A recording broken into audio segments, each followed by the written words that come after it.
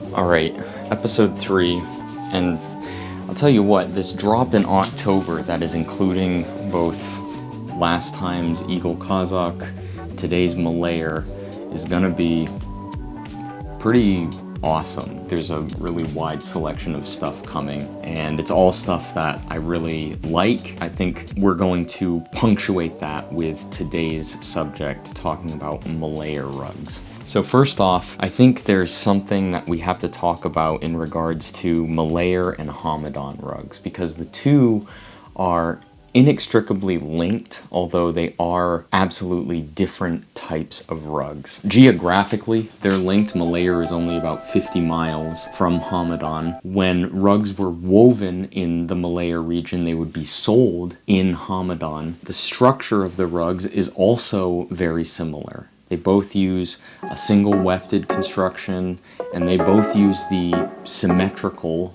or Turkish knot. And so they are linked. They are absolutely in the same sort of family tree, but there's enough differences in definitely quality that separate even the nicest Hamadans from maybe a subpar Malayer. I think you would find that a very nice Hamadan can outmatch subpar Malayer, but I don't know if even the nicest Hamadan would necessarily match up very well to the nicest Malayer rug. So Malayers do set themselves apart, and I think we're going to see that without even looking at an example of a Hamadan. This is a Malayer.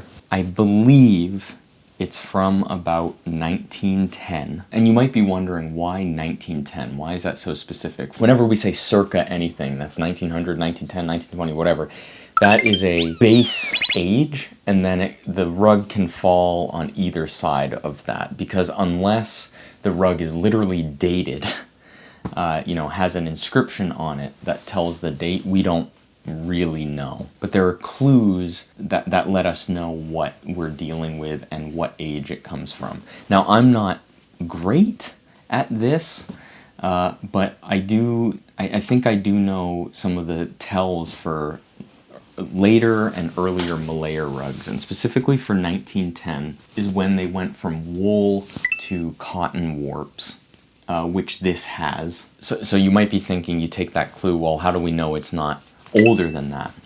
And the biggest clue is the natural dyes, and specifically on this rug is the use of this orange color that you can see sort of smattered about. This is a very nice orange dye, and I don't remember exactly where the orange dye comes from. I'm sure it's a mixture of, if it's natural, it's probably weld and madder, or weld and cochineal, although I would lean more towards madder for Persian stuff. But it's a mix of these natural dyes to get this sort of orange color. Unless there's a something that creates orange that I'm not aware of. There could be. You're right, there definitely could be. On later Malayers, though, and this is sort of a general rule of thumb for a lot of rugs, there is this orange that starts appearing, and it is a synthetic orange, and it is very electric in its composition. When you know that orange, when you understand what that orange looks like and you see it on a rug, it is unmistakable. You will never unsee that orange. In Malayers, you will see that orange. You'll see other synthetic dyes that really pop out. And the difference between those and this is that while this is very colorful, we have oranges and greens, especially almost like turquoise colors. You can see we're dealing with peacocks on this rug, which is very cool. And you can see that their tail feathers are green. We have lions on this rug, which are colored yellow, and that is a natural yellow. So there are crazy colors on this rug. They meld very well together, which is great. That puts it in a category above other Malayers. Even though Malayers from the early 20th centuries that do use synthetic dyes are very well constructed, they are reliable and good rugs, and they can be sought after. They can be expensive rugs. This is above those. Let's talk about construction really quick. So you can see here, this is a very clearly single wefted rug. You can see the spots of white warps running up and down the field, but it is a very fine weave, and that helps us in dating it as well, because later versions of both Hamadans, and I would say any single wefted rug, Bakhtiari, Hamadan, Malayer also, would get more of this workshop feel. They would use the synthetic dyes, you know, they're pumping these things out for a market. The result of that is you get incredibly rigid spacing. If you look at the spacing of each of the wefts and how the warps are going around them, it's super uniform. There is no sort of deviation. And when you look at the back of this, you know, you can see that there is different spacing between each of the lines. And, you know, some of them, like this area especially, is like, you know, there are lines here, but they're kind of, some of them are a little bit more hidden. The knotting on some of the lines is a little more thick. There's an imperfection. And that can be indicative of two things. One is that I kind of see it as potentially older, just because it's less cookie cutter, it's less conveyor sort of system where they're just pumping these out. Somebody, or several women, took the time to make this. Now, what this weave is probably more indicative of, less than age, is the source of the weaver. So, not a workshop, but probably more village is what I imagine. Because there are these imperfections, there's sort of this mis-spacing between each of these lines, and it's very visible from the back. That sort of gives me that more village vibe. There's nothing wrong with workshop rugs. Don't get me wrong, workshop rugs can be very cool, but I think the sort of folk art aspect of a rug is maybe lost when the design comes out of a workshop. Not always, but sometimes. And that having that village feel is very, very cool. The last thing I want to talk about is the pile. There are areas where it's a little bit low, but overall this is a very nice, cushy pile. And when you start to see Malayers from in and around the time where they start using synthetic dyes, that pile gets cut very short.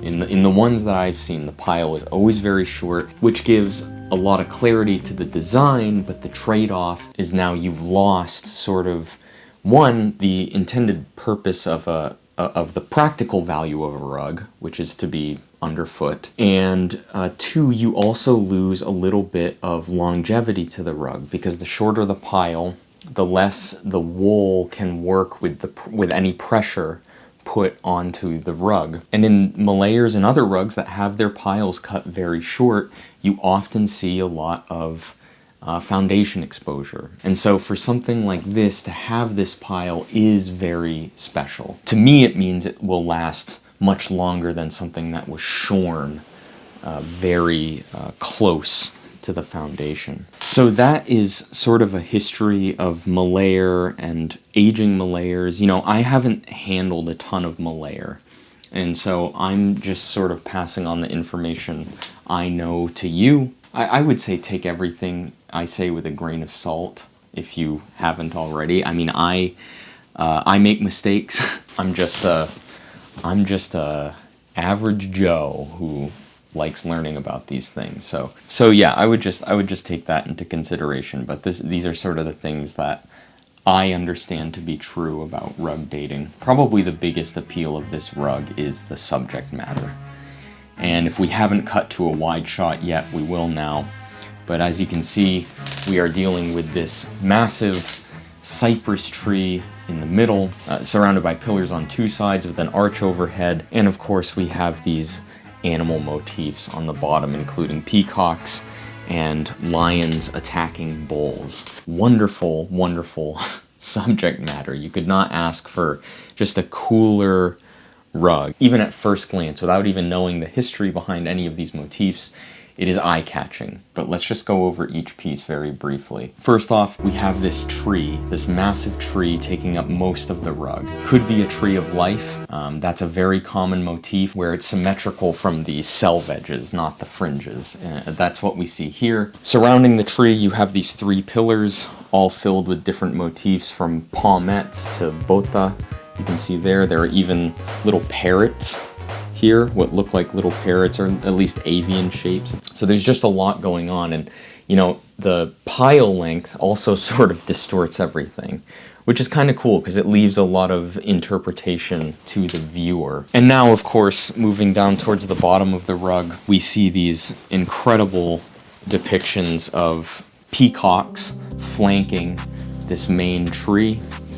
And of course, on the bottom, we have the famous lion bull motif.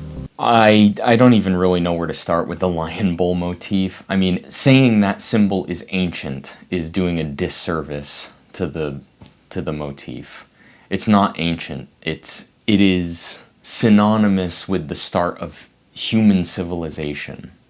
You can see giant stone reliefs of this motif at the ruins of Persepolis in Iran. This is one of those almost archetypal motifs that could mean anything. You know, the thrill of the hunt, the changing of the seasons, the constant struggle between predator and prey. You know, the list is really quite endless.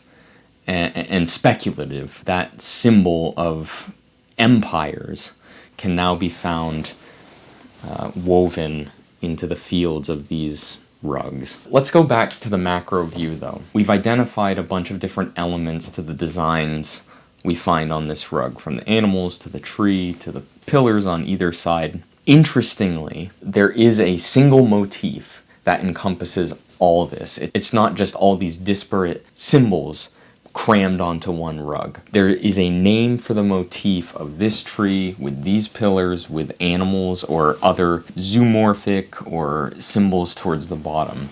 And it is called, let me tell you, kalamkar.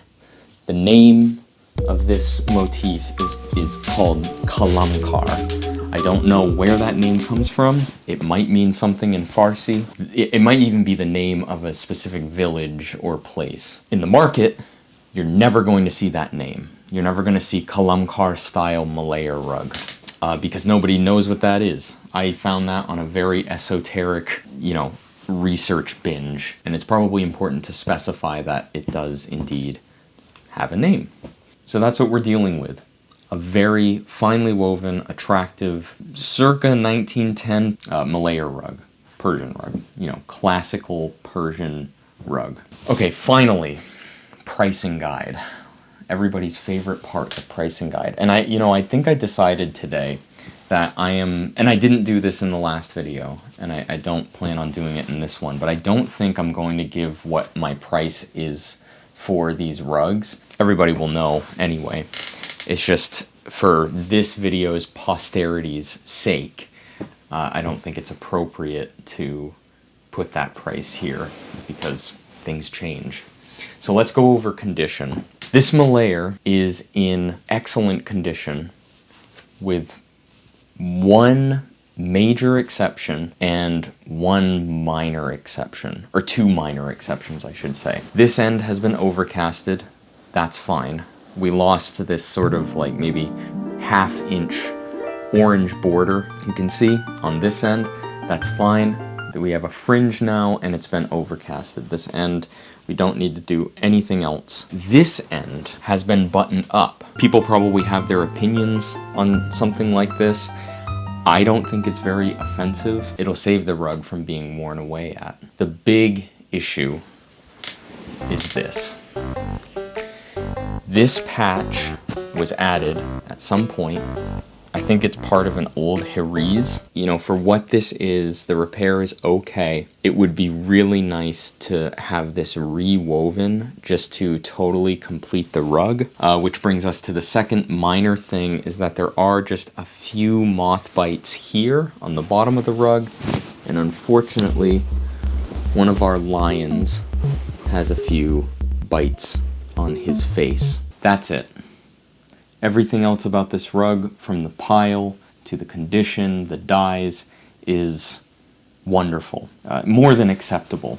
It is a very, very nice example of a classical Persian Malayer. The wool has a sheen to it that reflects light in very interesting ways. It's incredibly soft, it's floppy. It's just that patch and those bites. And I will say this, I did already price this rug, and I priced it in a way so that if somebody were to buy it, and we will actually have this option when we put it on the store, if somebody wanted to get it repaired, I have left enough room on my price for them to do that and then have the rug in perfect shape. Now, if you're watching this and you know, this rug seems like something you'd be interested in, you can totally message me and we can talk turkey. It's not huge, it's like 4x6, which is like a typical Malayer size. I am very excited to post more about this rug when the time comes, but I think that's gonna be it for me. So this is a Persian Malayer, and this has been a talk about Persian Malayers in general. I'll see you in the next video.